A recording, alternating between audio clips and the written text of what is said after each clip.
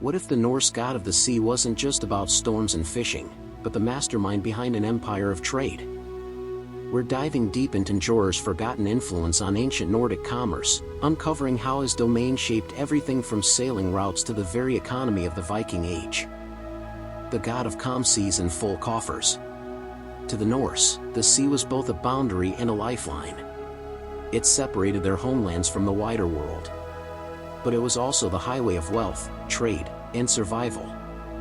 And at the center of that exchange stood Njörðr. He was not a warrior god, nor a ruler of fate, but a god of movement and exchange, of safe voyages and fruitful returns.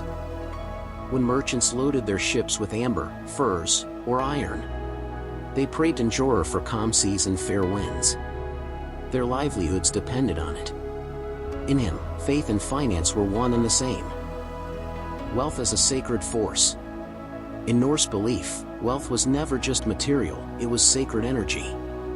Gold, cattle, and grain were signs of divine favor. And Njörðr was the god who made that favor possible. His name was invoked in oaths, in trade, and in the exchange of gifts. Acts that were as much spiritual as they were economic. The sagas speak of Njörðr as one who brings peace and plenty. A god whose presence meant not the roar of battle, but the quiet prosperity of a thriving community. He governed the flow of fortune as surely as the tides. And through him, the Norse saw the world's balance between risk and reward, venture and return. The hidden hand of the sea god. Historians now see hints that Njörðr's temples were often near harbors and trade centers. Places like Njörðr, the place of ships, said to be his home. To worship Njörðr was to safeguard not just the body, but the balance sheet. His blessing meant more than survival, it meant profit. Merchants, seafarers, and landowners alike may have looked to him as the divine patron of economic order, the one who turned chaos into circulation. Where Odin guided warriors and Freyr ruled over fertility, Njörðr ruled the flow of goods, gifts, and fortune. He was the unseen accountant of the Viking world. The economy of faith. Trade in the Viking Age was built on trust, reputation, and reciprocity. A deal was not just a contract, it was a sacred promise. And Njörðr, god of calm seas and prosperous returns, stood as the spiritual guarantor of those exchanges. His myth reminds us that Norse religion was not separate from daily life. The same god who brought the tide to the shore also guided the tide of silver and goods across the North Sea. He was not only the god of nature, but of network. A divine symbol of circulation, commerce, and connection.